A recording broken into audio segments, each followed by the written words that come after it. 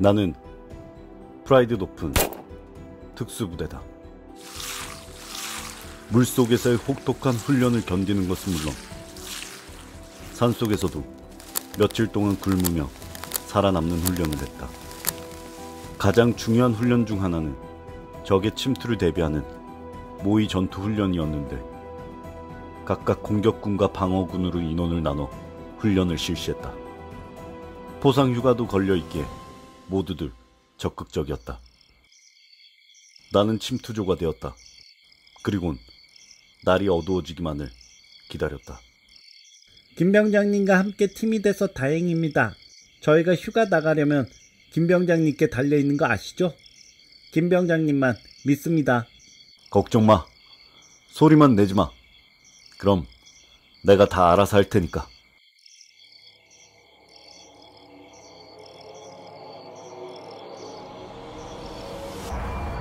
찾았다. 방어군이야.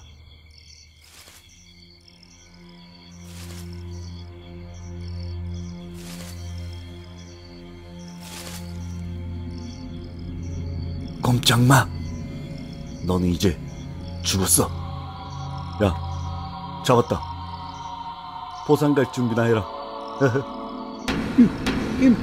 김 병장님. 왜? 그 사람 군인 아닌데요. 그리고 이미 죽었어요. 나는 나무에 목을 매달아 죽은 사람의 목을 조른 채 웃고 있었던 것이다.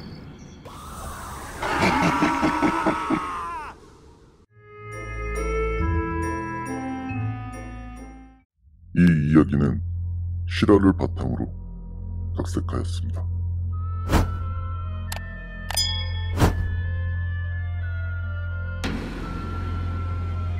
부부가 시체로 발견되었다.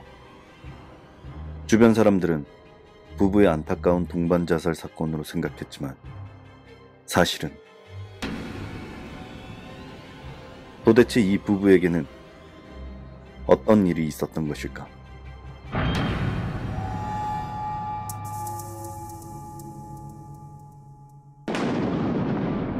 오랜 기간 사귀었지만 결혼 후 틈만 나면 싸우는 부부가 있었다. 아니, 일방적인 남편의 괴롭힘이었다. 너 그 새끼 누구야? 새벽까지 누구랑 그렇게 연락하는 건데? 핸드폰 내놔. 일 때문이라고 했잖아. 제발 날 좀 믿어줘. 남편은 의처증이 있었다. 폭행까지. 경찰이 출동한 적도 몇 번이나 있었다. 저 새끼가 어떻게 알았지? 증거는 모두 지웠는데.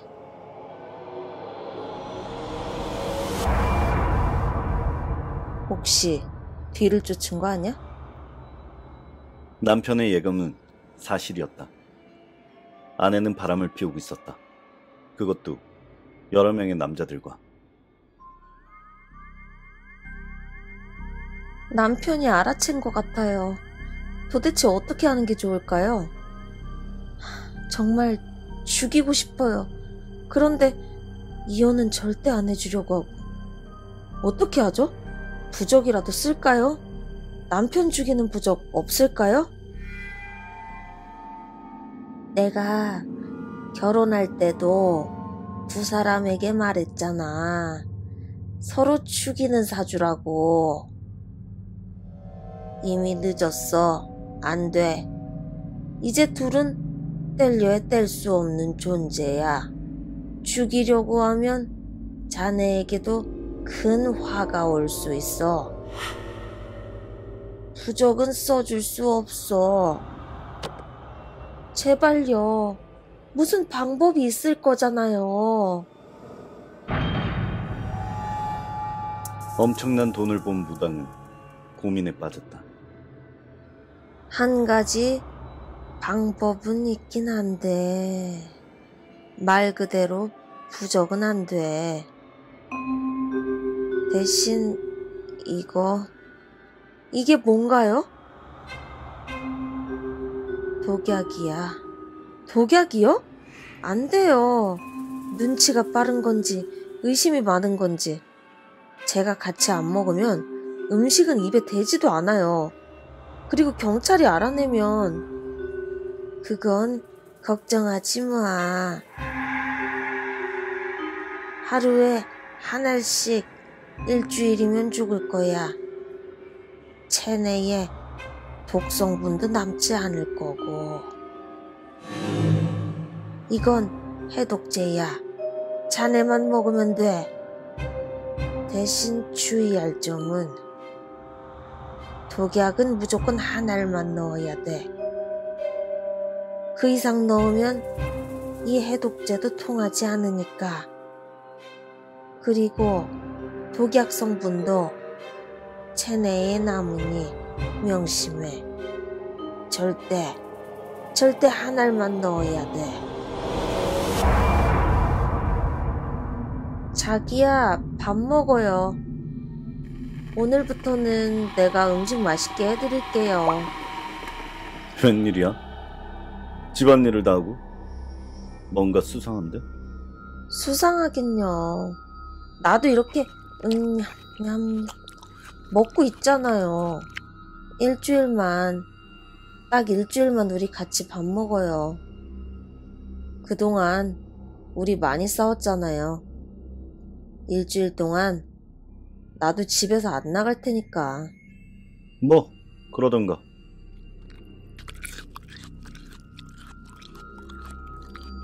맛은 있네. 그렇죠?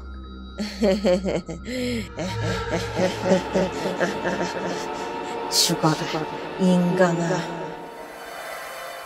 아내는 계획된 일주일 동안 국에 독약을 넣었다. 그리고 자신은 무당이 준 해독제를 일주일 동안 꾸준히 복용했다.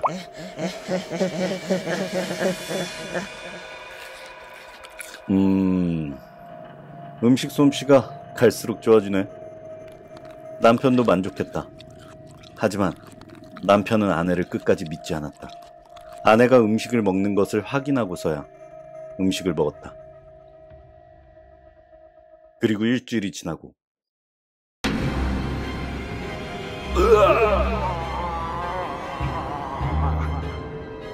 남편이 죽었다. 그리고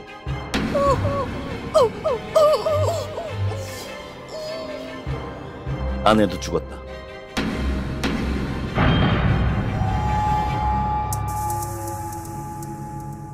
며칠 전, 제 아내가 바람을 피웁니다. 정말 죽이고 싶어요. 호텔로 다른 남자랑 들어가는 것을, 그 모습을 내 눈으로 직접 봤다고요. 어떻게 하죠? 부적이라도 쓸까요? 와이프 죽이는 부적 같은 거 없을까요? 내가 결혼할 때도 두 사람에게 말했잖아. 서로를 죽이는 사주라고.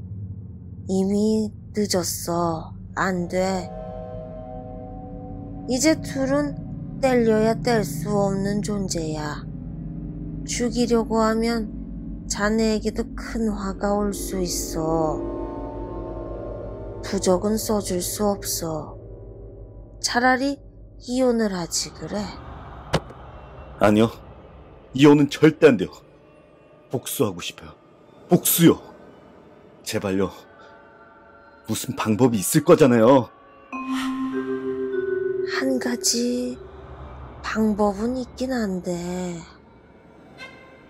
자, 이게 뭔가요? 티 안 나는 독약. 이걸 국에 넣어. 일주일간.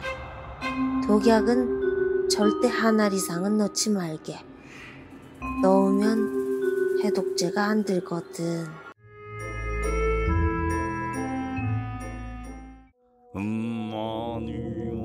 용한 무당이 있었다. 너무나 신통한 능력에 방송국에서도 그녀를 찾아왔다. 오늘 고생 많으셨습니다. 진짜 신기하네요. 피디님, 이번에는 편집 잘 부탁드립니다. 이전에는 사람을 아주 바보로 만들어 놨던데요. 아, 저희야 있는 그대로 내보내는 거니까. 암튼 죄송합니다.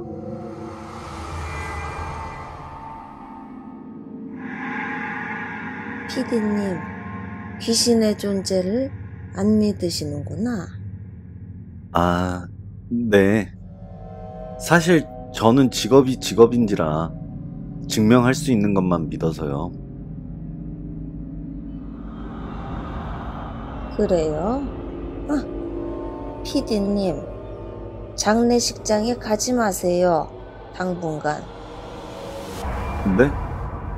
왜요? 피디님 뒤에 귀신이 셋 붙어 있거든.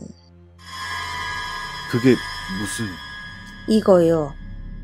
믿든 안 믿든 상관없지만 다음 주까지 살아있으려면 이 부적 꼭 몸에 지니고 있으세요. 이거 없으면 피디님 일주일 뒤에 죽습니다. 피디님한테 달려있는 귀신 3마리 표정이 아주 안 좋아요. 곧 피디님 잡아먹을 거야. 일주일 후. 괜찮으세요, 피디님? 안색이 안 좋아요. 괜찮아요. 일주일 동안 살 많이 빠지셨네. 무슨 일 있어요? 아니요, 없어요. 오늘이 그 무당이 말한 일주일이다. 믿기진 않았지만 사실은 며칠 동안 길거리에서 생판 얼굴도 모르는 놈이 갑자기 칼을 들고 쫓아오질 않나. 집에도 이상한 놈이 들어오려고 했고, 자칫하면 지하철에 치여 죽을 뻔도 했으니 이건 분명 무당이 말했던 것처럼 귀신이 씌어서일지도. 오늘이 마지막 7일째니 오늘까지 살아남는다면 괜찮을 거야.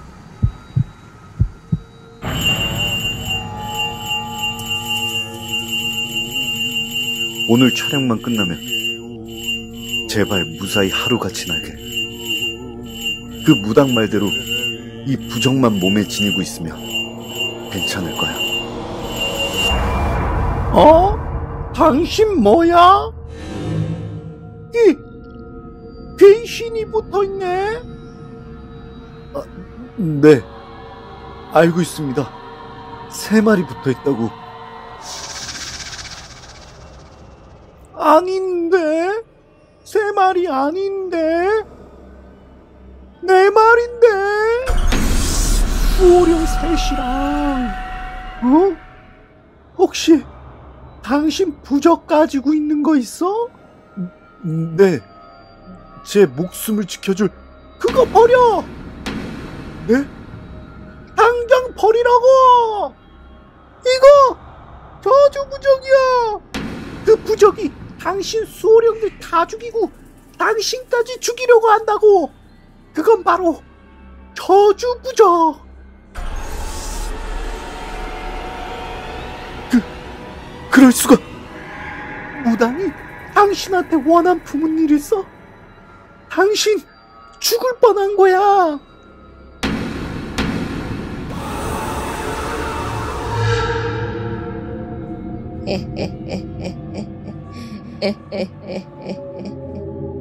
지금쯤 죽었을라나?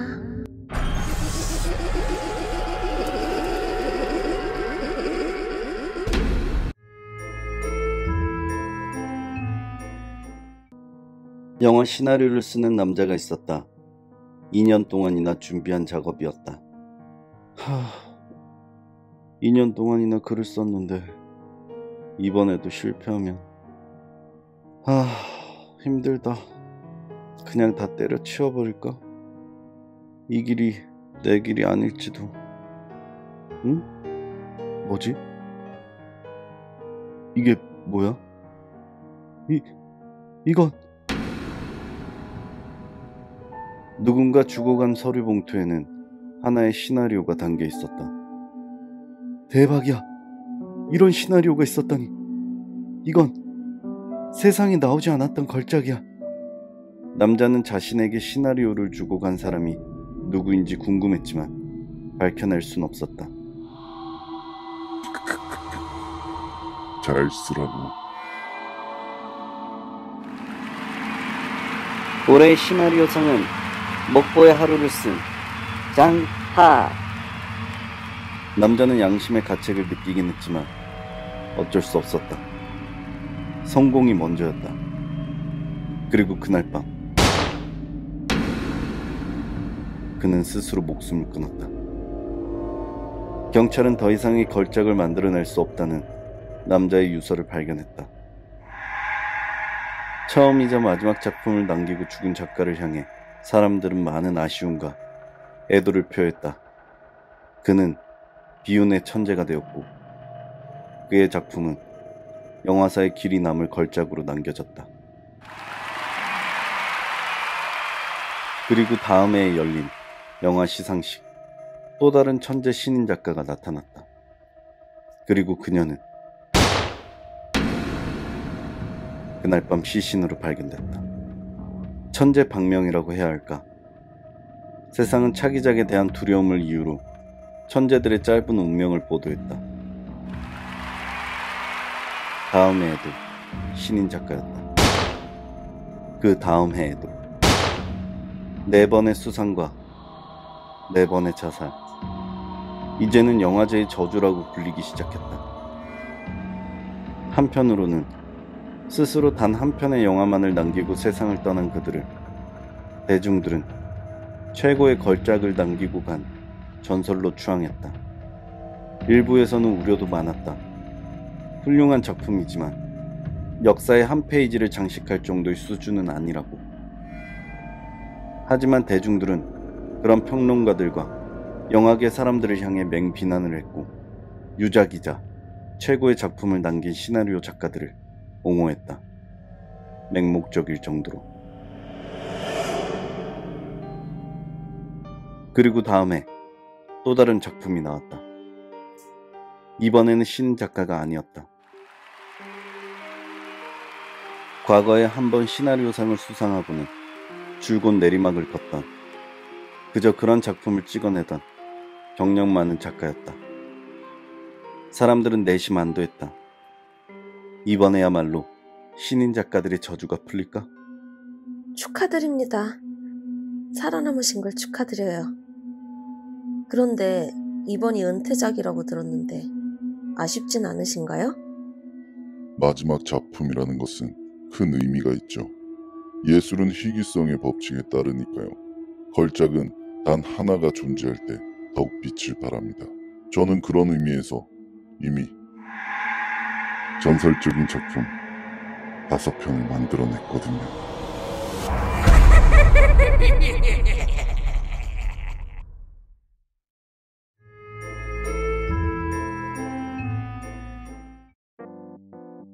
지미는 옛날부터 자유분방한 성격이라 어느 날 갑자기 가방 하나 메고 훌쩍 떠나버리고는 했다. 원래부터 추진력 하나는 끝내줬고 뭔가에 몰두하면 성과를 거두기 전까지는 포기를 몰랐다. 그런 끈기와 집중력 때문에 제법 성공한 벤처 사업가로도 이름을 날렸고 젊은 나이에 재산도 꽤 많이 모을 수 있었다. 하지만 이번에는 달랐다. 아무런 말도 없이 흔적을 감춰버렸다. 일에 지쳤다며 긴 여행을 다녀온다는 문자 한 통만을 남긴 채.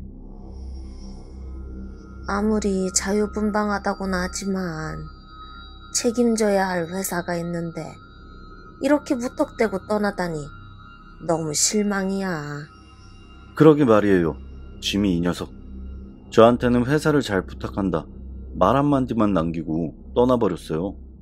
이 녀석 이번에 돌아오면 어머님이 혼 좀 내주셔야 할 것 같아요. 오지로 떠난 탓일까 지미에게 오는 연락이라고는 간간히 보내오는 매일 한 통이 전부였다. 지미는 활기차 보였다. 몇 년 동안 보지 못했던 천진난만한 표정이었다. 한편으로는 이해가 갔다. 얼마나 지쳤으면. 사업이라는 도전은 자유분방한 지미에게 어울리지 않는 옷이었을지도 모른다. 사진 속의 지미는 행복해 보였다. 그런데 이건? 엄마는 사진 속에서 뭔가 이상한 점을 발견했다. 이건 분명 이전에 지미가 잃어버린 가방이었을 텐데 이걸 어떻게 메고 있는 거지? 에이, 새로 가방 하나 샀나 보죠. 비슷한 걸로. 아니야. 그건 분명 옛날에 지미가 가지고 있던 가방이랑 똑같은 거였어. 그 가방에 지미가 콘서트에서 받은 가수 마이클의 사인까지 있었다고. 똑같은 가방을 어떻게 발견해서 샀다고 쳐. 그럼 그 사인은 어떻게 받은 거지? 자기가 비슷하게 그려 넣었겠죠. 어머님도 참 걱정이 많으셔. 그런 걸까? 뭔가 좀 이상하지 않아? 이번 여행 떠나고 나서는 한 번도 전화가 온 적이 없어. 메일로만 왔다고. 전화나 문자도 아니고. 오지로 떠난 여행이니까요. 저한테는 한 번 전화 왔었어요. 여행 비용 때문에 자기 주식 좀 팔아달라고. 다음에 전화 오면 제가 어머님께도 전화하라고 전할게요. 지미야, 오랜만에 목소리가 듣고 싶구나. 전화 한 통 해줄래? 미안해요, 엄마. 여기는 오지라서요. 핸드폰 신호가 안 터져요. 인터넷 신호도 약하고 너무 잘 끊어져서 가끔 연결될 때만 이렇게 메일 보내요. 왜 그래요, 엄마? 무슨 일 있어요? 아니, 그냥 네 목소리가 너무 듣고 싶어서. 그럼 전화 가능할 때 음성 메시지라도 보내볼래? 그래요? 그럼 알겠어요. 음성 메시지 남길게요. 음성 메시지를 보낸다니 정말 아무런 일이 없는 거겠지? 그런데 저도 보고 싶어요.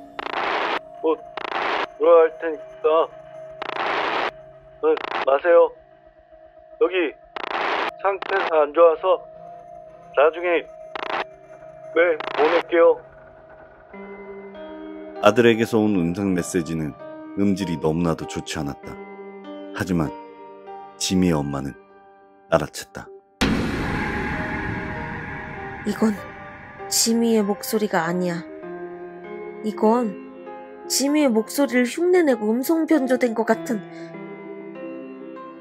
그리고 다음날 경찰이 찾아왔다. 아들이 죽었을 수도 있다는 충격적인 소식. 아들은 결코 해외의 오지로 여행을 가지 않았다. 왜냐하면 그의 여권은 사무실 책상에서 발견되었기 때문에.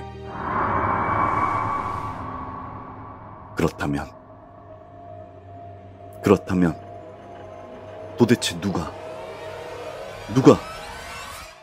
이 메일을 보는 것일까? 이 사진 속의 남자는 내 아들이 맞는 것일까?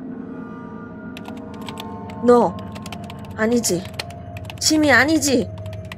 너 누구야? 아니야. 무작정 몰아붙였다가는 이대로 연락 자체를 끊을 수 있어.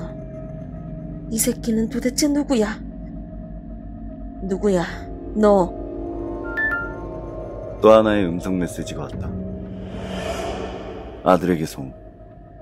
엄마, 죄송해요. 여기 상태가 안 좋아서 내일 밤 집으로 갈 거예요. 내일 만나요. 사실 엄마를 속였어요. 저 사실 여행 가지 않았어요. 엄마 걱정하실까봐 저 지금 쫓기고 있으니까 절대 아무한테도 주위에는 알리지 마세요. 그리고 다음 날 밤이 늦도록 온다고 하던 아들은 집으로 돌아오지 않았다. 지미,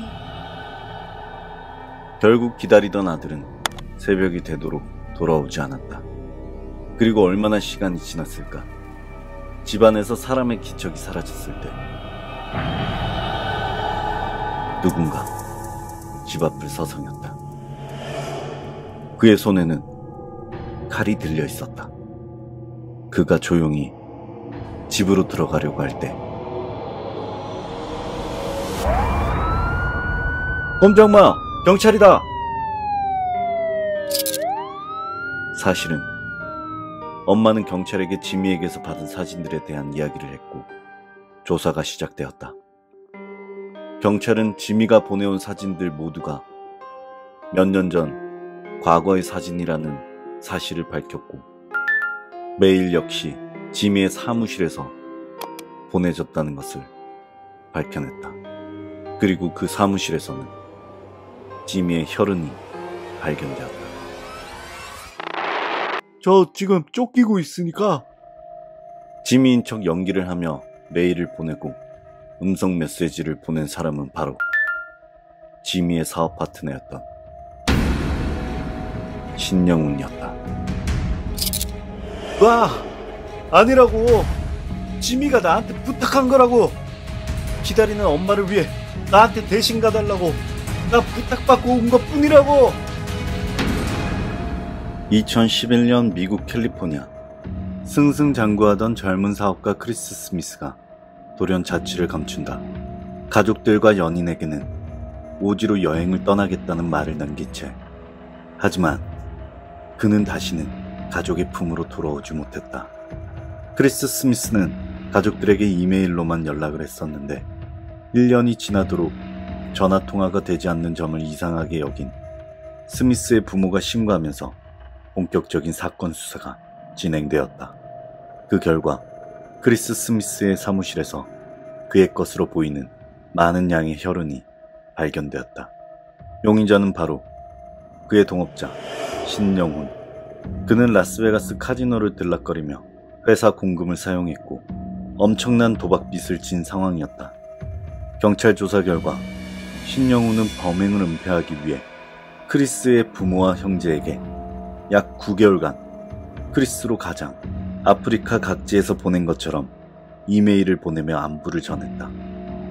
신영훈은 범행 후 라스베가스의 지인을 통해 사람을 고용, 시신을 멕시코 국경 근처에 유기했다고 자백했다. 그러나 크리스 스미스의 시신은 아직까지 발견되지 않고 있다.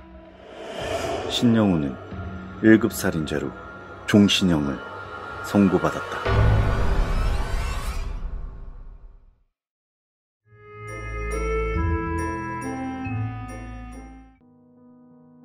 수술실 앞에는 초조한 모습으로 자신의 차례를 기다리고 있는 한 여자가 앉아 있었다.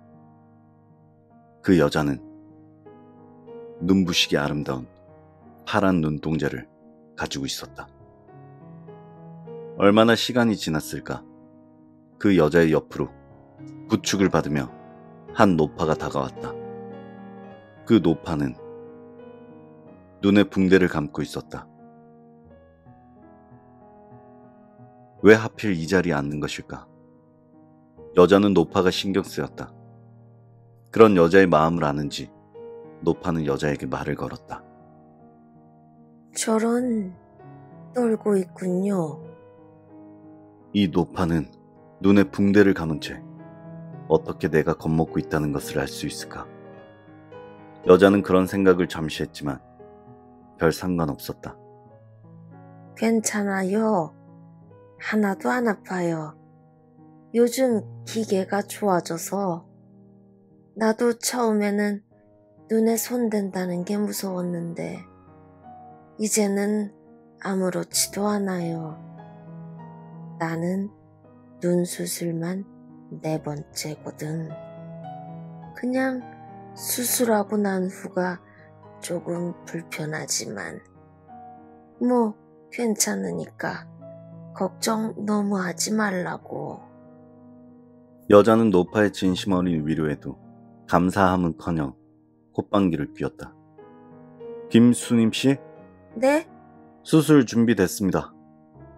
너무 겁먹지 말고 파이팅. 노파는 여자를 향해 마지막 기운을 불어넣어 주었다. 노파의 목소리를 들은 여자는 수술실로 들어가기 전 발을 멈췄다. 그리고는 죽일 듯한 눈빛으로 할머니를 노려보기 시작했다. 가시죠, 김수님씨. 젊은 여자가 사라지자 붕대를 감은 할머니는 한참 동안을 앉아 있었다.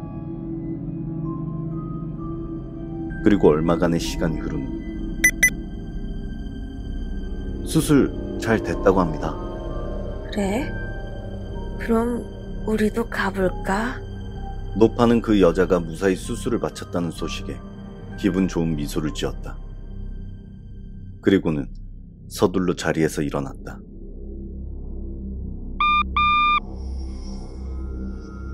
며칠 뒤 노파는 자신의 눈을 감고 있던 붕대를 풀었다. 수술 너무 잘 됐습니다, 회장님. 의사가 깍듯한 말투로 수술 경과를 말해주었다. 노인이 붕대를 풀자 눈부시게 아름다운 파란 눈동자가 나타났다.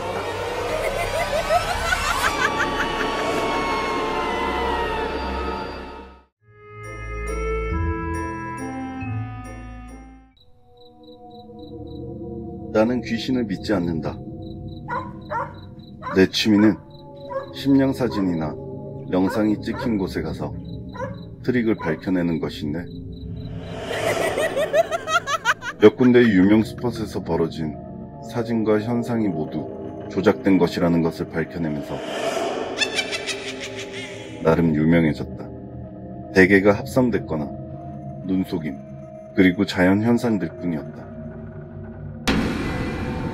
어느 날 한 신령 사이트에서 목매달아 죽는 귀신이라는 영상이 올라와 큰 화제를 일으켰다. 영상으로 봐서는 합성된 흔적이 전혀 없어. 어떤 트릭이 있는 거지? 나는 어느 때와 마찬가지로 어떠한 장치나 속임수가 있을 거라 확신하며 그곳을 찾았다. 모텔은 한눈에 보기에도 싸늘했다. 일부러 공포체험 손님들을 노리는 테마파크 느낌이 나는데, 목매달아 죽는 귀신이라는 영상도 하나의 노이즈 마케팅인가?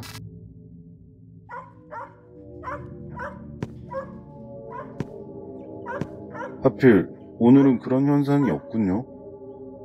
뭐 그럴 수도. 매번 있는 현상은 아니라서요. 방금 전에도 가짜라고 떠들어대던 남자가 다녀가긴 했습니다. 잠시 후에도 한 사람이 방문 예약을 했고요. 원하신다면 더 살펴보시죠. 저는 손님이 오시기로 해서 이만. 이런 경우도 종종 있었다. 내가 오면 아무런 일이 생기지 않는. 트릭이 발견될까봐겠지. 이럴 땐 며칠 혹은 몇 주를 기다려도 미스터리한 현상은 나오지 않는.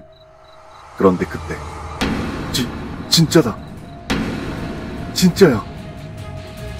목매단 귀신이 진짜 나타났어.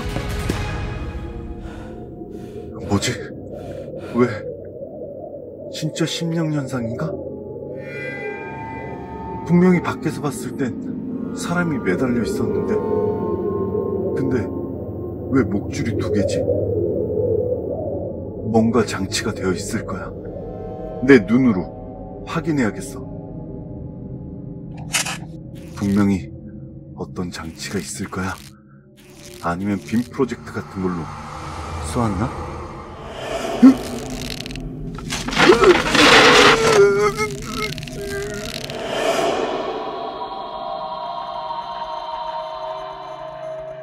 으쌰.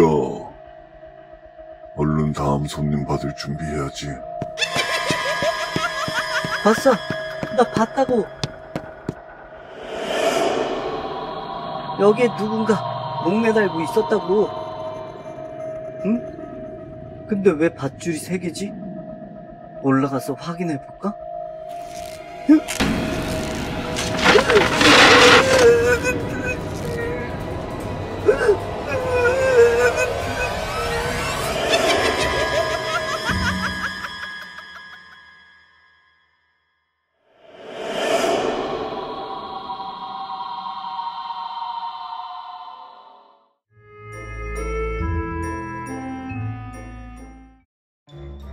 내가 학교에서 겪은 아주 무서운 이야기를 하나 해줄게. 나는 대학원생이야.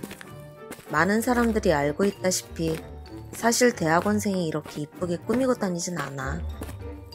하지만 그날은 학교 마치면 바로 남자친구와 기념일 데이트가 있어서 한껏 멋을 부리고 학교로 갔어. 그래서 얼어 죽는 줄 알았어.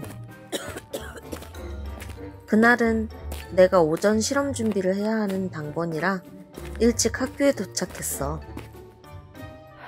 그런데 바보같이 연구실 전자키를 안 가져왔지 뭐야. 비밀번호는 기억이 가물가물해서 아무리 눌러도 안 되는 거야. 아침 이른 시간이라 지나다니는 사람도 없지. 연구실 사람들이나 동기들도 아직 안 일어났는지 아무도 전화를 안 받는 거야. 그런데 그때 학생, 키 안 들고 왔어? 나는 갑자기 나타난 그 사람 때문에 너무 깜짝 놀라서 바닥에 주저앉아 버렸어. 치마 예쁘네.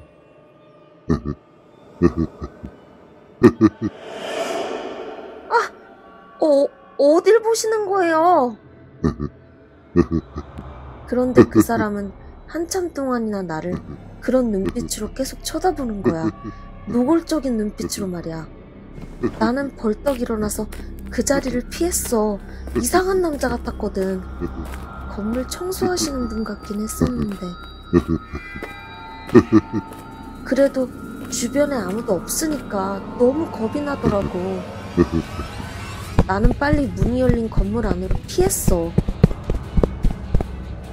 다행히 연구실 문 열쇠는 가지고 왔었거든. 혹시나 연구실까지 따라오는 건 아닐까 걱정했었는데 복도에서는 아무런 소리가 들리지 않더라고. 그제야 안심하고 자리로 가려고 했는데 그 남자는 창문을 통해서 나를 계속 지켜보고 있었어. 치마 예쁘네. 어디서 샀는지만 말해줘. 치마 예쁘네. 치마가 예뻐. 뿅뿅 쇼핑몰이요. 뿅뿅 쇼핑몰. 그리고는 내가 뿅뿅 쇼핑몰에서 샀다는 말을 해주니까 그냥 그 자리를 떠났어. 정말 무섭지? 도대체 그 사람은 뭐였을까?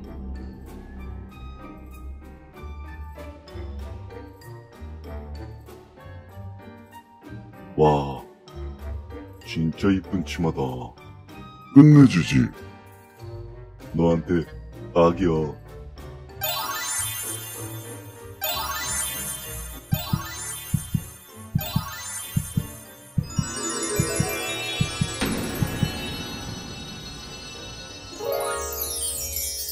예뻐?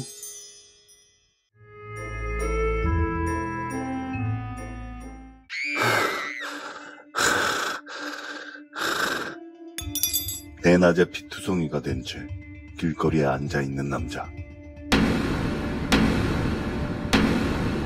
둘 중 한 명은 몇 년 전 복권 1등에 당첨된 사실이 있었다. 그리고 그 두 사람은 형제였다.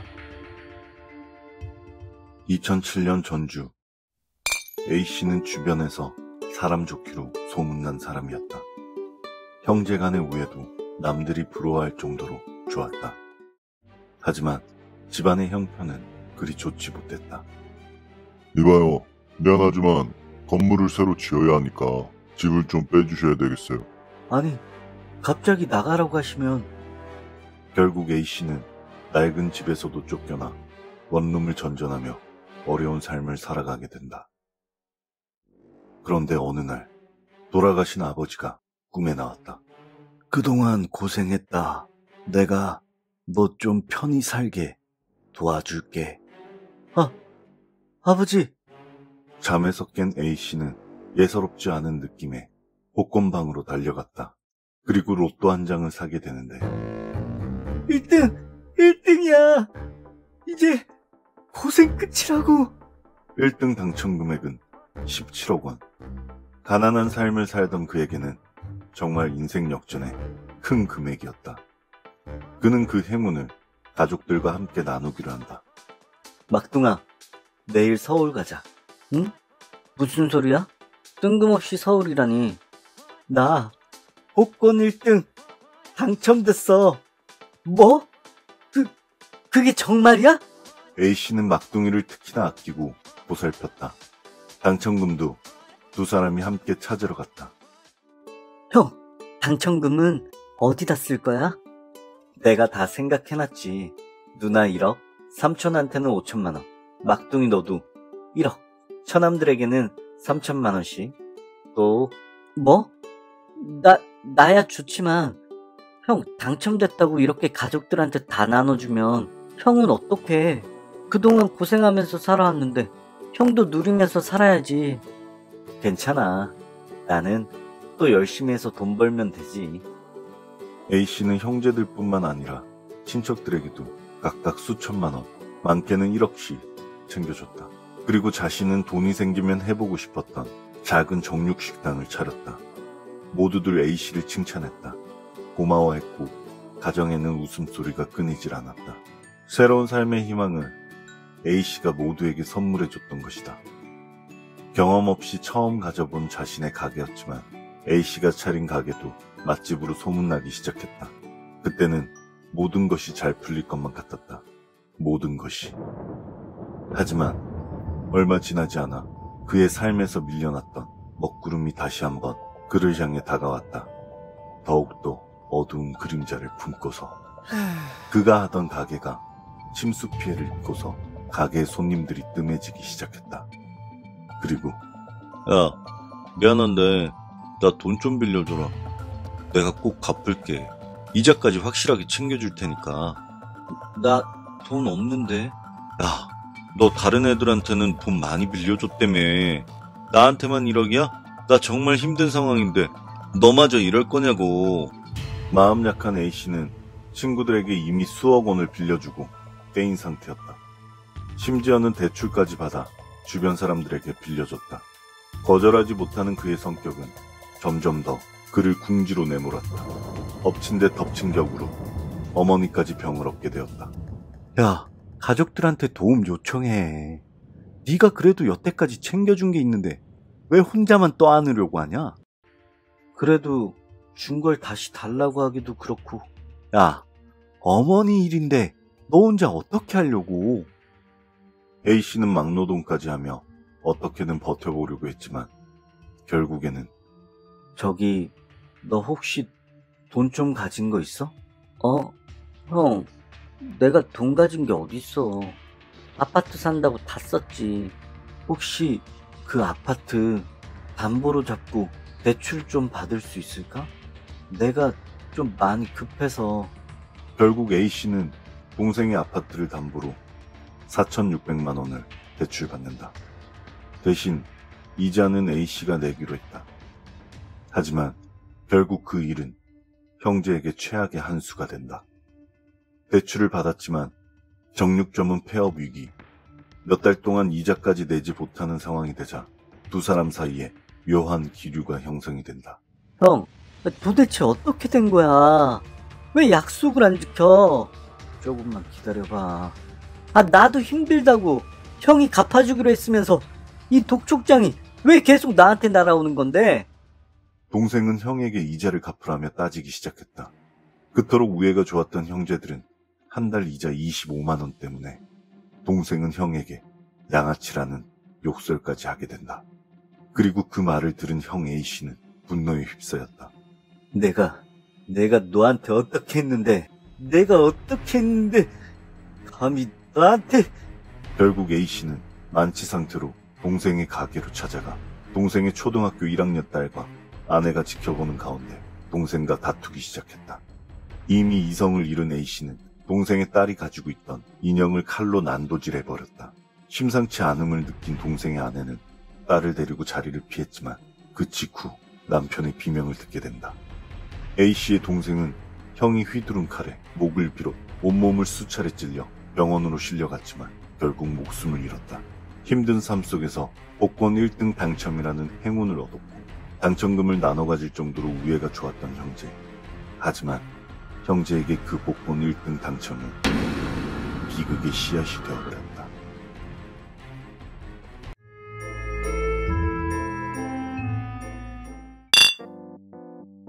대식이는 사촌들과 오랜만에 만나 맥주를 마셨다. 너는 와이프랑은 잘 지내냐? 말도 마. 맨날 싸운다.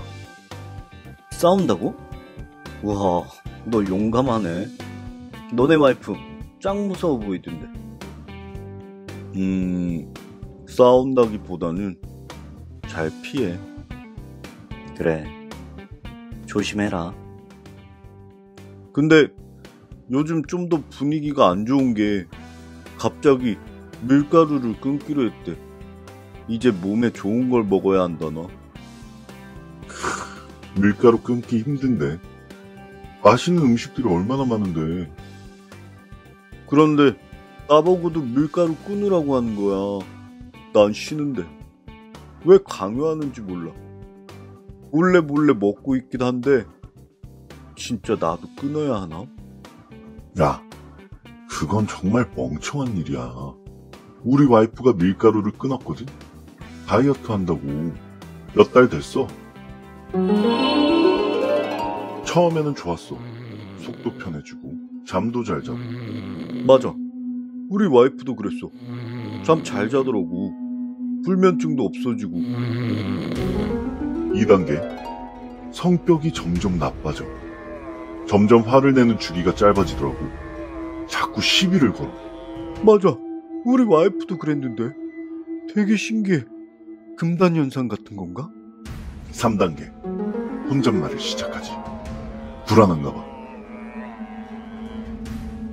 오 마이 갓, 이게 지금 우리 와이프 증상이야. 우리 와이프가 3단계구나. 그런데 며칠 전부터 그런 증상들이 사라졌어. 뭐야, 싱겁긴. 단순 부작용이니까 그런 것들만 넘겨. 나야 사랑의 힘으로 극복했지만. 아, 그리고 잠깐만, 나 전화 좀 받고. 야, 나 가야 돼. 아니야, 잠깐만 기다려. 한 잔만 더 하자고. 됐다고. 나 집이 코앞인데 빨리 들어가야지. 여보, 나왔어요. 뭐 한다고? 이렇게 늦게 들어와. 오랜만에 사촌들 좀 만났어. 뭐야? 왜 그래, 여보? 미안해. 에이.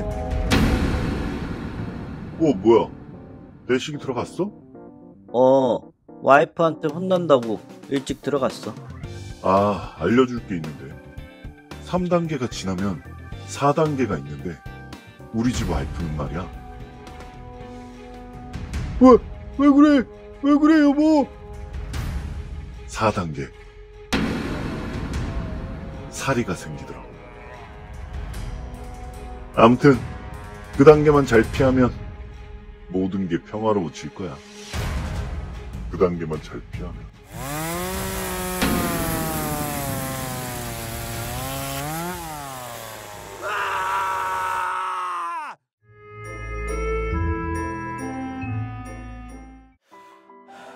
어릴 때부터 우리 집은 찢어지게 가난했었고 가족들과 마음 편히 외식 한 번 한 적 없었다. 부모님까지 병으로 돌아가시자 나는 부모님이 남긴 막대한 빚을 갚으며 살아가야 했다. 나는 그런 가난을 지독히도 벗어나고 싶었다. 이를 악물고 할 수 있는 모든 일들을 했다. 주말도 휴가도 없이 수년간을 일만 했다. 하지만 운명은 나를 그냥 내버려 두지 않았다. 건강한 몸이 곧 생명줄이었는데 그 이후로 내 삶은 송두리째 망가져버렸다. 벌써 며칠째 굶었을까? 아니, 배가 고픈 것도 이제는 느낄 수가 없다. 희망이 없는 삶은 내 몸뚱이까지 무감각해지게 만들었다. 그래도 먹고 싶은 건 내 최애 음식, 순대국밥. 아마도 내일이 나에겐 인생 마지막 날이 될 것 같다. 다시 태어난다면 나도 부자로 살고 싶어. 부자로 태어나면 정말 열심히 살 텐데, 부자가 되면 정말 멋진 사람이 되어 살아갈 텐데, 순대국밥도 마음껏 먹고. 그날 밤 꿈속에서 돌아가신 아버지의 음성이 들렸다.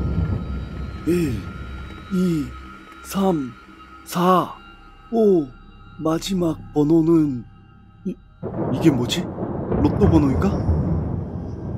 나는 내 인생의 마지막 식사일지 모르는 순대국밥 한 그릇을 포기하고 대신 복권에 내 운명을 걸어보기로 했다. 그래, 어차피 2판 4판 순대국밥이야. 제발 신이시여, 아버지께서 주신 5개의 번호는 확실하겠지? 나머지는 운명에 맡기자. 5개만 맞아도 순대국밥이 몇 그릇이야. 제 마지막 소원이 부자만 되게 해주시면 정말 열심히 살겠습니다. 세상에 도움이 되는 사람이 되도록 하겠습니다. 부자가 되어서도 알뜰하게 정신이 건강한 사람으로 살겠습니다. 제발이요. 다시 한번 약속드립니다. 부자가 되면 정말 열심히 살고 좋은 사람이 되겠습니다. 제발 신이시여, 제발. 하지만 들렸다. 내 순대국밥.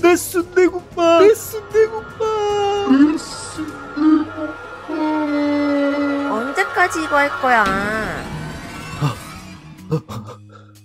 이거 진짜 무섭다.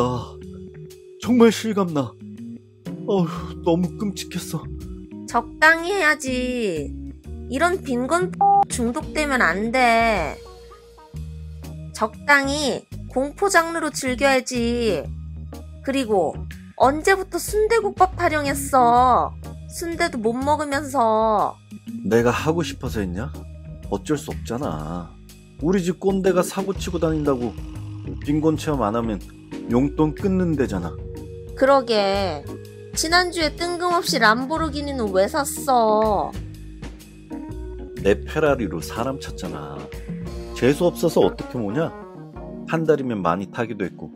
아이고, 빈곤 체험이 전혀 도움이 안 됐나 보네. 부자로 다시 돌아왔으니까 순대국밥 먹으러 가야지. 사람이 쉽게 바뀌어? 우리 호텔이나 가자. 저녁 예약해놨어. 그 집 푸아그라가 끝내주거든.